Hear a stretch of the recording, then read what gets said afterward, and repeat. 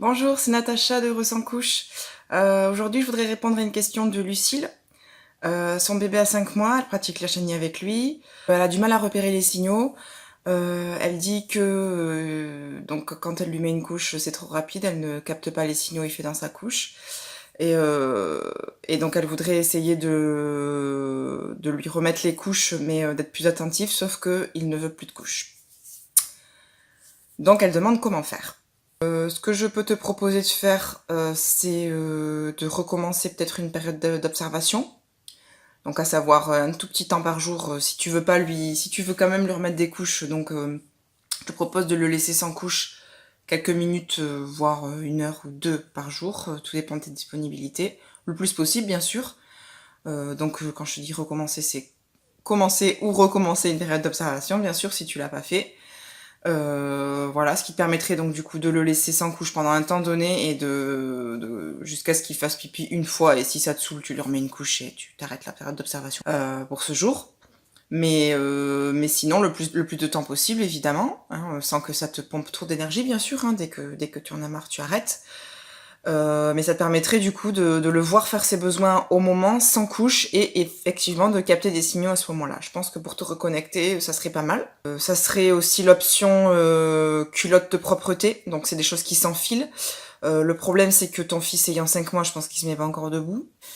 Donc pour toi, est-ce que la culotte de propreté serait bien? Oui, il y en a qui ont des pressions, donc qui sont quand même hyper rapides à mettre. Ça peut être une option aussi. Donc c'est pas une couche lavable, c'est une culotte de propreté. Donc moi j'en ai qui ressemblent à des couches lavables et qui ont des boutons en pression en fait. Donc du coup tu enfiles une jambe et tu mets l'autre côté avec le bouton pression. T'en as avec des boutons pression sur les deux côtés aussi de toute façon. Tu peux mettre, tout dépend le poids de ton bébé puisque tu le précises pas. Tu peux mettre aussi des couches qui s'enfilent jetables. T'as des culottes de propreté aussi qui s'enfilent, donc lavables.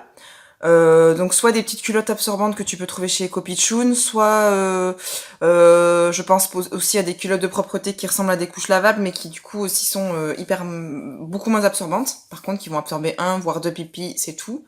Tout dépend de la continence de ton enfant, tout dépend du volume que peut absorber sa vessie. Et je te donne plein d'idées là, et évidemment tu tries et tu prends les idées qui te conviennent, tu peux tout essayer et ensuite me faire ton retour aussi, parce que ça serait sympathique un petit peu de voir ce qui t'a convenu à toi. Moi, ça me permettrait d'évoluer sur mon idée de l'hygiène naturelle, et puis ça permettrait à d'autres parents aussi de glaner des informations et de pouvoir aussi essayer voilà, des choses qu'ils auraient pas du tout pensé à faire. Donc pour récapituler, peut-être commencer ou recommencer une période d'observation sans couche, quelques temps par jour, quelques minutes, voire 1 heure à 2 heures par jour. Ce que tu peux faire aussi, c'est que si tu es très motivé à faire une période d'observation, c'est peut-être te procurer soit chez Ariane de HNI Québec, soit chez Ecopichoun, un petit calendrier là où tu peux noter l'élimination de ton bébé avec ses signaux, ses rythmes et ce que tu remarques, hein, toutes ces observations. Donc ça tu peux te le procurer donc chez Ariane ou chez Ecopichoun. Donc je vais te mettre le lien dans la description. Ça peut être sympa à faire parce que tu peux remarquer des schémas que t'aurais pas vu si tu l'avais pas noté. Voilà, ça c'est si t'es motivé et si tu es quelqu'un de consciencieux. Hein. Si ça te saoule, tu le fais pas, bien sûr. Hein. Et en hygiène naturelle, il faut faire que des trucs qui nous parlent ou qui vraiment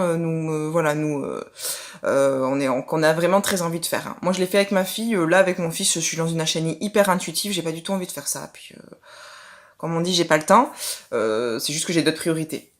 Ça me parle pas. Voilà, j'ai pas envie de le faire. Mais avec ma fille, ça m'a vachement aidé. J'ai noté plein de trucs. J'étais évidemment beaucoup plus zélée, hein, puisque c'était ma première et que je commençais l'hygiène naturelle. Donc j'avais un très gros besoin de faire à fond l'hygiène naturelle.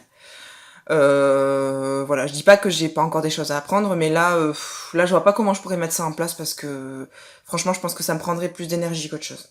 De l'énergie de manière négative. Voilà. J'ai pas envie de le faire. Voilà, mais c'est quelque chose qui m'a énormément aidé avec ma fille, que j'ai trouvé super sympa à faire, quoi.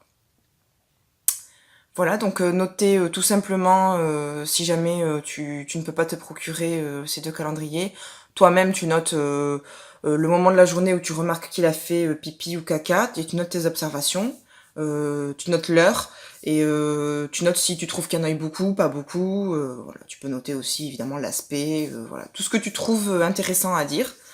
Et effectivement, tu vas pouvoir éventuellement commencer à remarquer un schéma au fil des jours. Voilà, ça peut être bien à faire.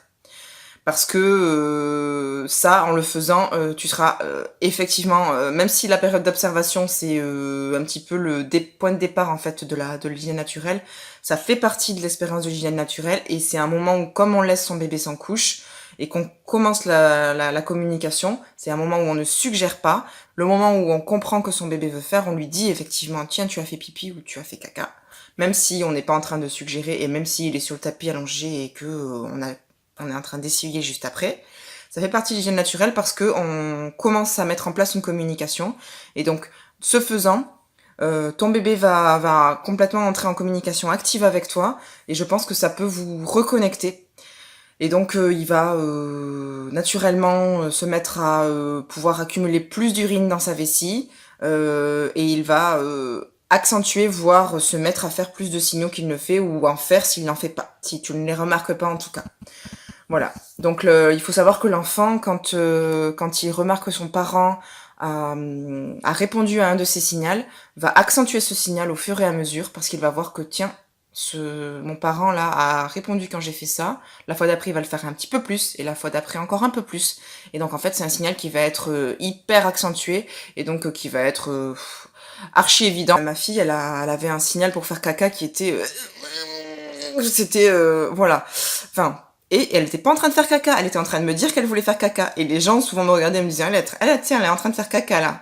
Non, j'allais tranquillement aux toilettes, je lui enlevais sa couche, je la tenais en position et là, elle faisait son beau caca. Voilà. Donc en fait, c'était vraiment un signal. Donc commencer ou recommencer une période d'observation, noter si tu veux tes observations par rapport aux heures, au moment